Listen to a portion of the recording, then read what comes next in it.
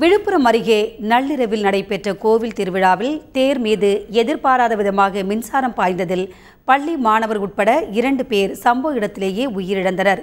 செஞ்சி அருகே உள்ள ஜெயங்கொண்டத்தில் உள்ள வேங்கை நாச்சியம்மன் கோவிலில் 2ஆம் திருவிழாவாக தேர் ஊர்வலம் நேற்று இரவு நடைபெற்றது. அலங்கரிக்கப்பட்ட தேரை பக்தர்கள் வடம் பிடித்து இழுத்தனர். அப்போது எதிர்பாராத விதமாக தேரின் கோபுரம் மீது உயரழுத்த மின்கம்பி உரசியதில் தேர் முழுவதும் மின்சாரம் பாய்ந்தது. பக்தர்கள் மீது மின்சாரம் தாக்கியதில் பள்ளி மாணவர் உட்பட 2 பேர் சம்பவ இடத்திலேயே பரிதாபமாக உயிரிழந்தனர். ஊரில் திருவிழா நடக்கும்போது இந்த மாதிரி ஒரு அசம்பாவிதம் நடந்து போச்சு.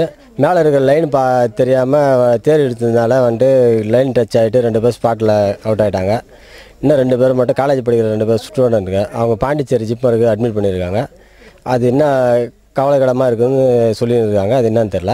ஆனால் இருந்தாலும் எங்களுக்கு இந்த லைனுக்கு ரொம்ப கீழே இருக்கிறதுனால அடிக்கடி இந்த மாதிரி ப்ராப்ளம், விவசாய பொருள் எடுத்து போனாலும் அந்த மாதிரி ப்ராப்ளம் ஆகிறதுனால அந்த லைன்லாம் கொஞ்சம் ஏற்றி கொடுத்தா மேக்ஸிமம் லெவலில் ஏற்றி கொடுத்தா நல்லாயிருக்கும்.